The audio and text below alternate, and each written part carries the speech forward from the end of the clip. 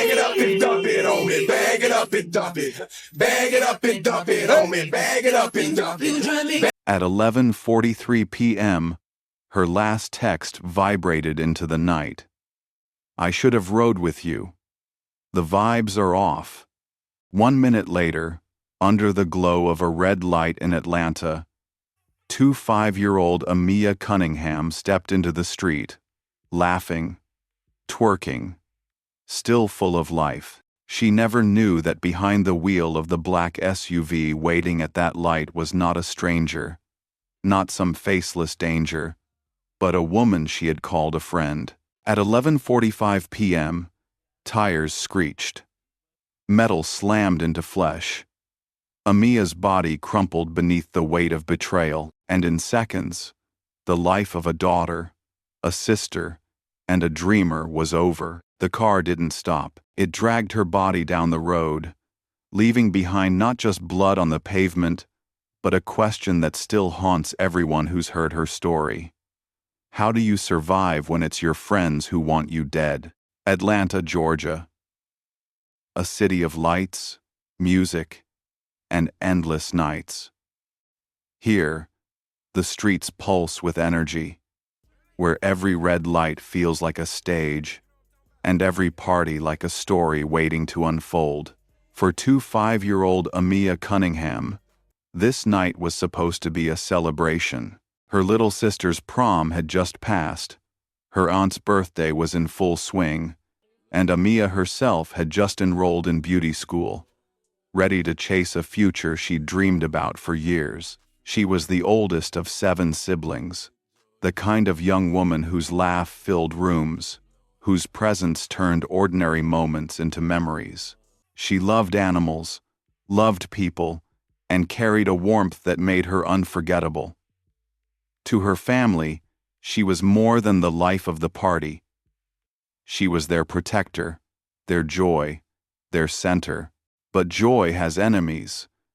And on the 26th of April 2025, joy turned deadly. By dawn, her family would be standing over a body, asking how a night of fun had turned into a nightmare, and why betrayal always seems to wear a friendly face. It began like so many nights do, with music, laughter, and the promise of more fun ahead. Amia joined a pregame with the women she believed were her friends. Alexandria, Deja, Mickey. On the surface, nothing seemed out of place. Bottles passed around, jokes flying, music loud enough to shake the walls. Amia was in her element, dancing, laughing, her energy impossible to ignore. But in rooms like this, energy is currency, and envy is poison. Witnesses later said, Alexandria, the one behind the wheel that night, grew restless as Amia's joy drew all the attention. A harmless disagreement here, a jealous glance there, seeds of resentment quietly taking root. Jealousy doesn't scream, it whispers. And in that room, jealousy was whispering louder than the music. The group split into 3 cars. T, a male friend who had begged Amia to ride with him, led the way in his red truck. Behind him was Alexandria, alone in her black SUV, and trailing them, Amia climbed into the silver car with Deja, her childhood friend, and Mickey, a decision that sealed her fate. As they drove through Atlanta, Amia kept texting T. She was still laughing, still moving to the rhythm of the night. But something was gnawing at her. The vibes are off, she wrote. I should have rode with you. Those words, captured forever in her phone, read like prophecy. She felt the shift. She felt the danger. But instead of leaving, she stayed. Somewhere on the highway, T missed his exit. His truck pulled away, swallowed by the city traffic. For Amia, the safe option vanished. Now there were only 2 cars, Alexandria's black SUV in front, Deja's silver car behind. Predator and prey, traveling in formation. At 11:44 p.m., they stopped at Forest Parkway and Frontage Road, the glow of a red light holding them in place. Cameras watched silently as Deja's car door opened. Amia stepped out, laughing, twerking in front of Alexandria's SUV. Maybe her friends coaxed her into it. Maybe she just wanted to break the tension. For one final moment, she was still Amia, the life of the party, fearless and radiant. But then she looked up. She saw Alexandria's face behind the wheel. And in that split second, something in her changed. The smile faded. She realized this wasn't fun. This wasn't a game. This was a setup. The SUV roared forward. Amia's body collapsed under the crushing force, dragged dozens of feet before finally being thrown aside like discarded clothing. Alexandria didn't stop, didn't swerve, didn't flinch. She drove off into the night, leaving Amia broken in the intersection, leaving Deja and Mickey to play their part in the lie. T arrived minutes later. He saw the flashing lights, the gathered crowd. He thought it was an accident, pulled out his phone to record. But as he walked closer, his world shattered. The body on the ground, the woman paramedics were desperately trying to revive it, was Amia, his friend, the woman who had texted him her fear only moments earlier, the woman he could have saved if she had just climbed into his truck. His cries broke through the chaos, raw and guttural, echoing the guilt he would carry for the rest of his life. Paramedics revived her 4 times. 4 times she came back. 4 times she slipped away again. At Grady Memorial Hospital, the fight ended. Amia Cunningham was pronounced dead. What followed was betrayal layered upon betrayal. Deja, her childhood friend, told police she didn't know the victim. Mickey nodded along. They pretended Amia was a stranger, just a pedestrian caught in a tragic accident.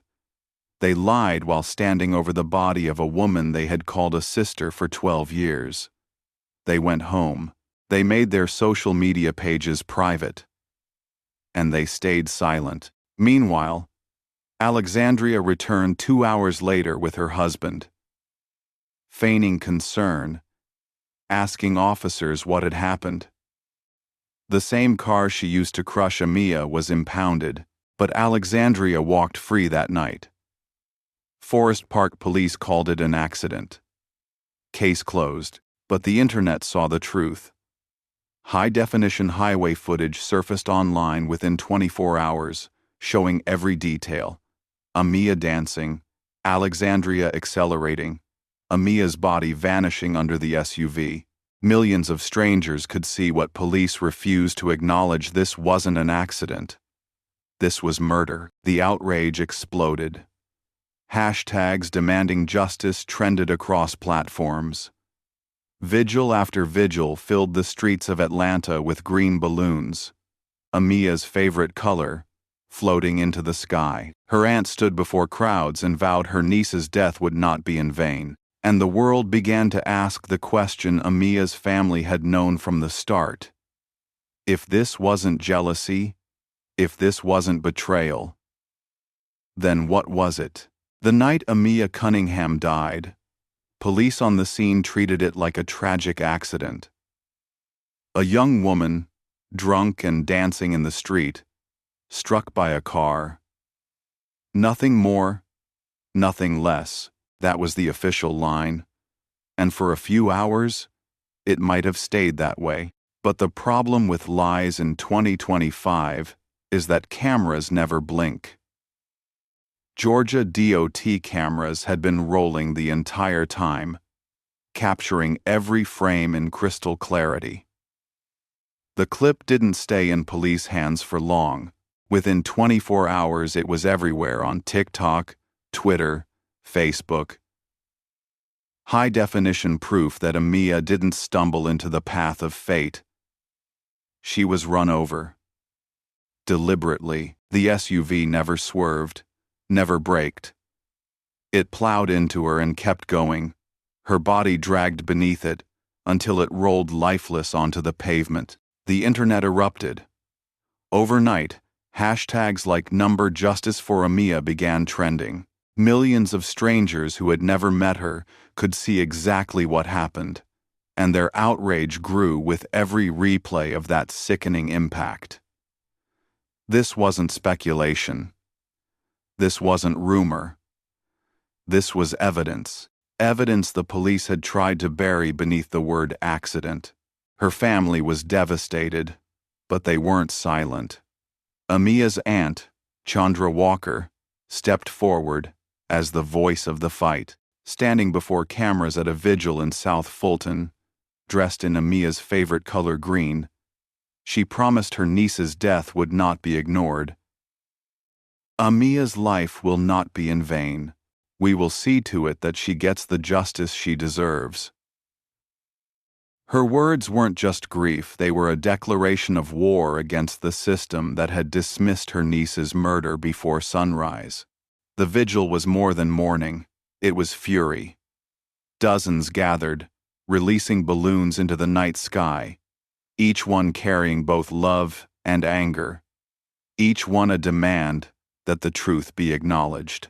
People began drawing comparisons to another tragedy, that of Shanquella Robinson in Mexico, another young woman betrayed and killed by her so-called friends.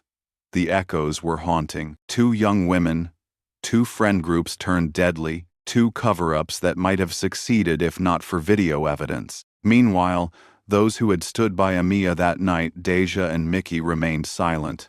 They told police they didn't know her, pretended she was a stranger, and then retreated into the shadows of private social media pages. For 12 years, Deja had called Amia her best friend, her sister, but in those critical minutes, she chose loyalty to Alexandria over loyalty to the truth. She stood next to flashing lights, watched paramedics fight for Amia's life, and lied, and that silence spoke louder than words. The internet didn't forgive her. Screenshots of Amia's final texts, her haunting words, "The vibes are off," spread like wildfire. People dissected Deja's behavior, Mickey's complicity, Alexandria's cold return to the scene 2 hours later with her husband in tow, pretending to be a concerned bystander. Online sleuths pieced the puzzle together faster than police were willing to admit. And soon, the outrage reached a boiling point. The Forest Park Police Department had no choice. Their initial Facebook statement declaring no evidence of foul play was ratioed into oblivion, mocked, and condemned until they deleted it. But deleting a post couldn't erase the truth. Protests broke out outside their station. Families demanded accountability. Strangers from across the country flooded their phone lines, their inboxes, their comment sections, demanding to know why the driver of the black SUV wasn't behind bars. And finally, under the weight of public fury, the wall cracked. On the 17th of May 2025, 3 weeks after Amia's death, police arrested 2 5-year-old Alexandria Larkin, the same woman who had returned to the scene with crocodile tears, the same woman who had smiled in Amia's face earlier that night, was charged with vehicular homicide and leaving the scene of an accident. In court, her lawyers begged for bond. They painted her as a devoted mother, a woman of faith, a caregiver. They pleaded that she deserved the chance to go home. But the judge wasn't swayed, bond denied. Alexandria would remain behind bars until trial. For Amia's family, it was the first flicker of justice. For the internet, it was proof that the truth, once exposed, could not be silenced. And yet questions lingered. Why were Deja and Mickey still free? Why had police ignored their lies at the scene? How could accomplices who delivered Amia to her killer, who watched her die and said nothing, still walk the streets untouched? The betrayal cut deeper than the act itself. Because murder doesn't just happen with hands on a steering wheel. It happens with silence. With loyalty to the wrong people, with a choice to protect a killer instead of a friend. Amia had been failed by them all. The outrage didn't stop with Alexandria's arrest. Social media continued to roar, demanding charges against every accomplice, demanding answers from a system that had tried to write her off as just another accident. And in that roar was a lesson no one could ignore. Your friends are not always your friends. The ones who smile with you, laugh with you, dance with you, may be the same ones who want to see you fall. And for Amia Cunningham, that truth came too late. The internet called it what the police would not: murder by betrayal. But beneath the outrage, a darker truth began to take shape. This wasn't just about a car, or a single moment at a red light. It was about the kind of friendships that rot from the inside. The kind that wear the mask of loyalty while quietly sharpening knives behind your back. Amia trusted the wrong people. Deja wasn't just any friend, she was a childhood confidant. A girl who'd lived down the street since middle school, who had spent years in her orbit. Mickey had been there too. Another familiar face. Another person who should have been safe. But on April 26th, those same faces became masks, disguising accomplices who delivered her straight to her killer. Tried and true friends don't tell police they don't know your name. They don't watch paramedics pump your chest, revive you 4 times, then shake their heads when you're pronounced dead, and still pretend you're a stranger. They don't go home, scrub their social media, make their pages private, and carry on while your family buries you. That's not friendship. That's conspiracy. People who knew the group said it all started with envy. Amia's presence was magnetic. She drew attention wherever she went, her dancing, her laughter, her aura. Some people loved it. Others resented it. And in the wrong hearts, resentment turns into jealousy. And jealousy festers until it becomes something deadly. Think about it. A room filled with laughter. Amia at the center, glowing. Alexandria watching from the sidelines, her mood darkening. By the time they piled into those cars, Amia's fate had already been sealed. The final text, "The vibes are off," wasn't just instinct. It was her body sensing what her mind refused to accept. Her friends weren't friends anymore. They were predators. Online, people drew parallels to Shanquella Robinson's case in Mexico, where another young woman thought she was vacationing with friends, only to be beaten to death by the very people she trusted most. Same story, different city, different names, the same betrayal. Both cases exposed an ugly truth. Sometimes the danger isn't strangers in the street. It's the people sitting next to you in the car. The people pouring shots at your party. The people you'd never suspect until it's too late. What makes betrayal so dangerous is that it's invisible. We teach children to fear strangers. We don't teach them to fear friends. And that's why women like Amia, like Shanquella, like too many others, never see it coming until the moment of impact. But here's the part that cut deepest. The lies didn't end at the red light. Deja and Mickey stood their ground, told police Amia was nobody, and let her family believe, even for a moment, that she was just another tragic pedestrian. The cover-up was smooth, practiced, almost convincing until the video surfaced. And even now, with the world watching, no charges have been filed against them. So the question lingers: are they just guilty of cowardice? Or are they co-conspirators in Amia's murder? Because if they had spoken up that night, if they had told the police the truth about Alexandria, about the black SUV, about the plan, they could have saved her memory from being twisted into an accident. But they didn't. And silence is its own form of violence. At vigils, Amia's name is shouted like a warning. Be careful who you call your friend. At protests, signs bear her final text. The vibes are off. Those words have become a mantra for people who know the feeling of unease, that shiver down the spine when energy shifts. The lesson is haunting but clear.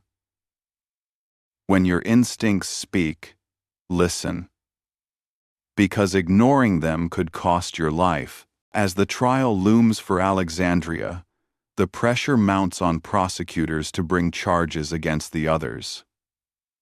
Amia's family has made their demand clear: full justice, not partial justice. One driver behind bars is not enough.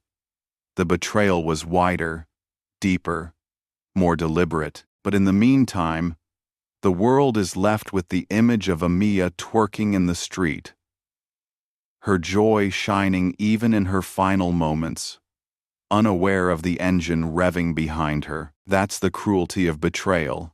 It lets you believe you're safe until the very last second. And if you think your own friend group is immune, if you think jealousy doesn't exist in your circle, if you think laughter can't hide animosity, then Amia's story should terrify you, because she thought that too. To the outside world, Alexandria Watkins, or Alexandria Larkin as she was later known, looked like a woman who had it all together.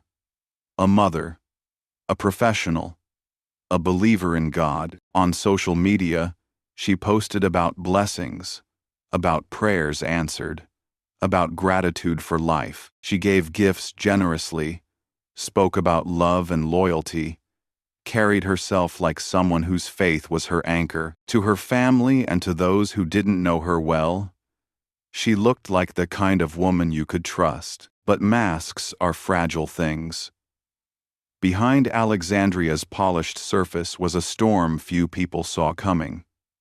Those who spent enough time around her noticed the shift. First, the generosity, lavish gifts, favors, attention that made people feel special. But then, later, something darker: manipulation, jealousy, betrayal. It was as if she bought loyalty first, then revealed the poison underneath. Even her marriage, which on social media looked like number relationship goals, was cracked beneath the surface.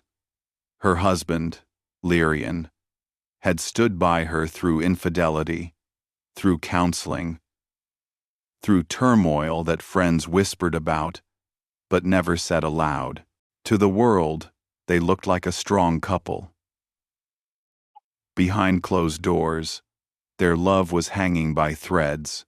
And yet, on the night of April 26, 2025, their second wedding anniversary, Alexandria chose not to celebrate with him, not to spend time with her child, but to step into the night with hatred burning in her chest. That detail haunted everyone. A wedding anniversary, a day meant for love and renewal, became the day Alexandria traded everything for violence. She didn't just end Amia's life, she destroyed her own family's too. Her daughter lost a mother. Her husband became an accessory, showing up with her 2 hours after the killing to help weave a lie to police. She risked her family's future because jealousy consumed her more than love ever could. What could drive a woman to that point? To press down on the gas pedal knowing a human being stood directly in front of her? To feel the impact of a body beneath her tires and keep going? Was it rage? Was it envy? Or was it something far colder: calculation? Because Alexandria didn't stop. She didn't panic. She drove away and only came back once she had her alibi prepared. People online dissected her character, combing through her past, her posts, her relationships. They found contradictions everywhere. The woman who wrote about God and grace also bragged about being toxic. The mother who doted on her child also entertained drama and chaos.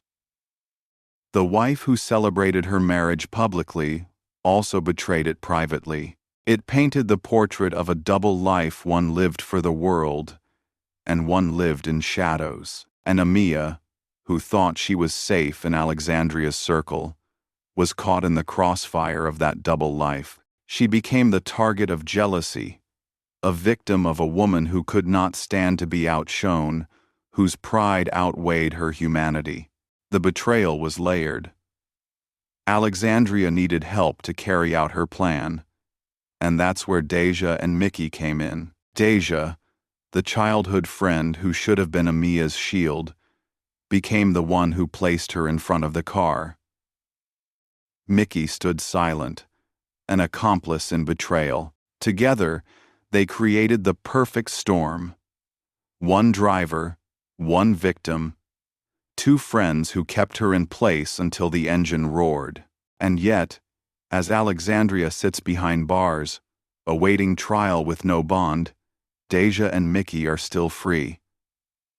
That's what eats at Amia's family, what burns in the hearts of those who loved her. Because betrayal doesn't just happen with one hand on the wheel. It happens in whispers, in silence, in the absence of truth. Her Aunt Chandra calls it what it is: conspiracy. At every vigil, every press interview, she demands not just one arrest, but 3. Full justice, not partial. Because the truth is, Amia wasn't just killed by one person. She was killed by a circle of women she thought were her friends. Women who decided her light was too bright, her joy too loud, her presence too powerful. And that is what makes Amia's story universal. Because jealousy doesn't need a reason. It doesn't matter if you are kind, loving, generous. Sometimes, your very existence is enough to make someone plot your downfall. Alexandria's mask has slipped for good. The world now sees the face behind it, not the faithful mother, not the gift giver, not the friend, but the predator waiting behind a smile. And the most chilling question is, how many people in our own lives are wearing masks just like hers? When the video of Amia's final moments went viral, her family's grief transformed into fury. No one could watch the footage, the SUV lunging forward, Amia's body vanishing beneath it. Alexandria driving away, and still call it an accident. No one could see the ease with which Deja and Mickey lied to police and still believe they were innocent bystanders.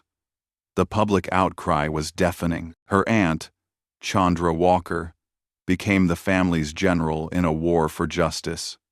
She spoke at vigils, organized rallies, and demanded accountability from every person who failed Amia that night. At South Fulton Park, dozens of supporters dressed in green, her favorite color, lifted balloons into the sky as Chandra vowed, "Amia's death will not be in vain. She will get the justice she deserves." But justice felt far away. Alexandria was in custody. Bond denied.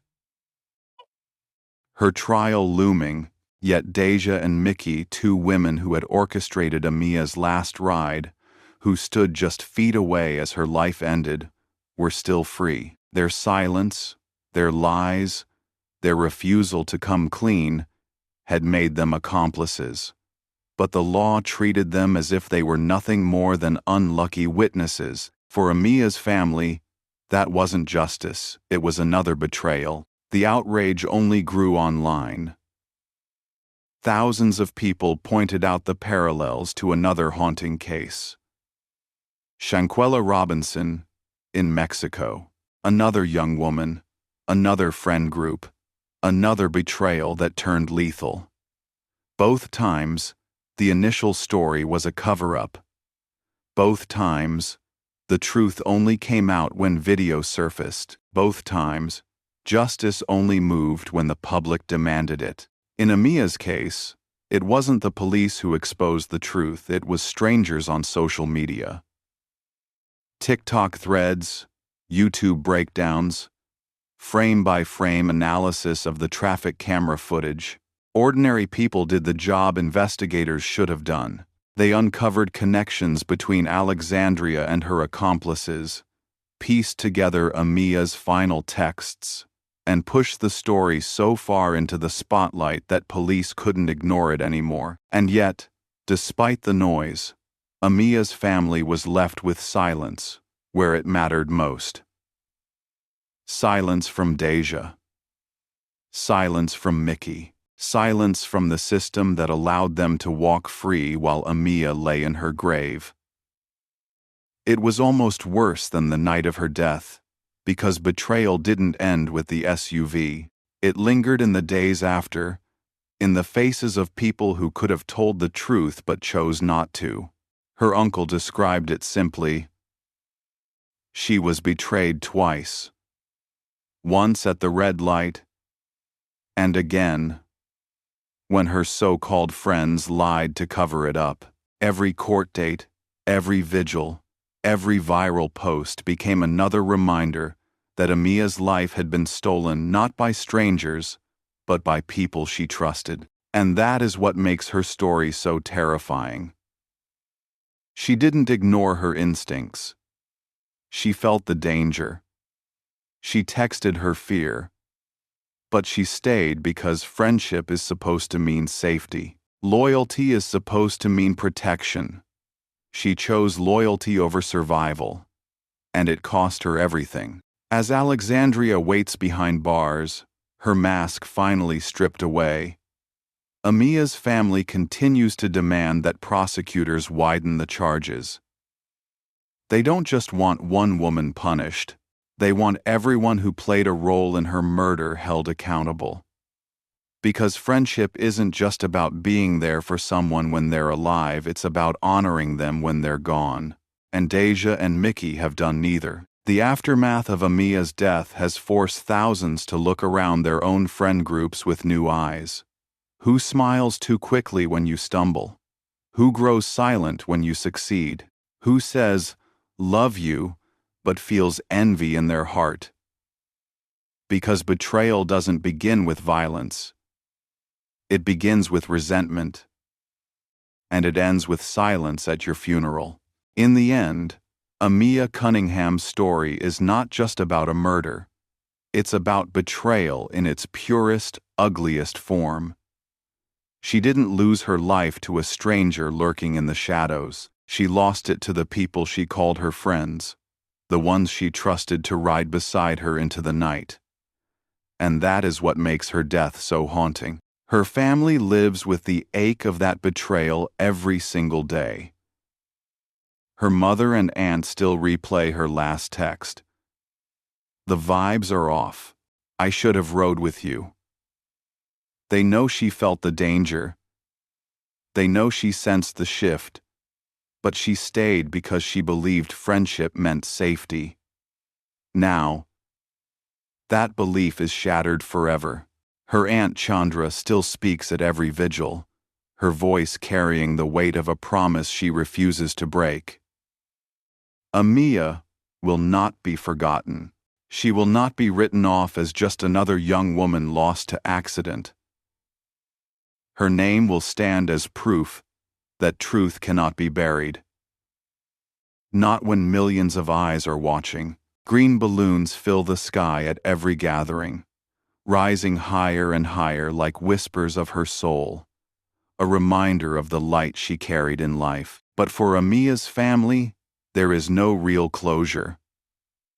Alexandria is behind bars, awaiting trial. Bond denied. But Deja and Mickey, the accomplices who smiled in her face and lied over her body, still walk free. And that is the part that makes the wound impossible to close. Because justice that is partial is no justice at all. Amia's story has become a warning, echoing across social media and through communities everywhere. People replay her last moments not just with horror, but with recognition. How many of us have ignored the quiet alarm bells in our own lives? How many times have we brushed off that uneasy feeling, told ourselves we were imagining things, stayed in the car instead of walking away? Amia's fate reminds us that intuition is not a whisper, it is a survival mechanism. And ignoring it can be fatal. Her death also forces us to question the nature of friendship itself. Who around you is truly loyal, and who is waiting for the moment to pull you down? Who celebrates your light, and who resents it? Who smiles to your face but plots behind your back? Amia's story is a mirror, forcing us all to look closely at the people we call our circle and ask, would they protect me or betray me? In her final moments, Amia danced. Even as betrayal closed in around her, even as the trap was sprung, she chose joy. And maybe that is her legacy, that no matter how dark the world becomes, her light, her laughter, her love will outshine the jealousy that tried to destroy her. But the responsibility now lies with us, those who tell her story, those who remember her name, those who recognize the patterns of betrayal in our own lives. Because the truth is chilling. Amia Cunningham is not the first, and she will not be the last. So the question becomes, will we learn from her death?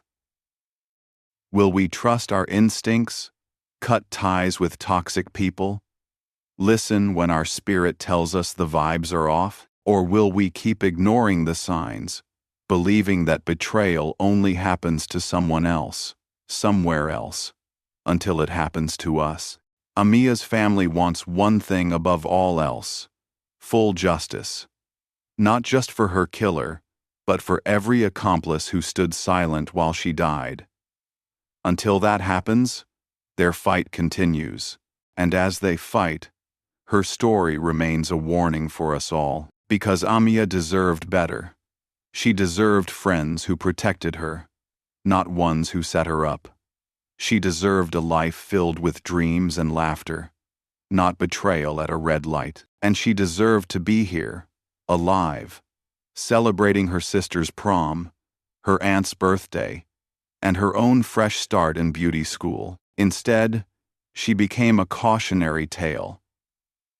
And if we ignore her story, if we dismiss it as something distant, then we risk letting the same betrayal claim someone else, maybe even someone we love. So remember her name. Say it out loud. Amia Cunningham. The life of the party. The oldest of 7. The beautiful soul who trusted the wrong people and paid with her life. Her story isn't just tragic. It's a mirror, and what you see in it might save your life. This concludes the 6-part narration of Amia Cunningham's case, crafted for true crime storytelling, with respect for her memory and a haunting reflection on trust, betrayal, and justice.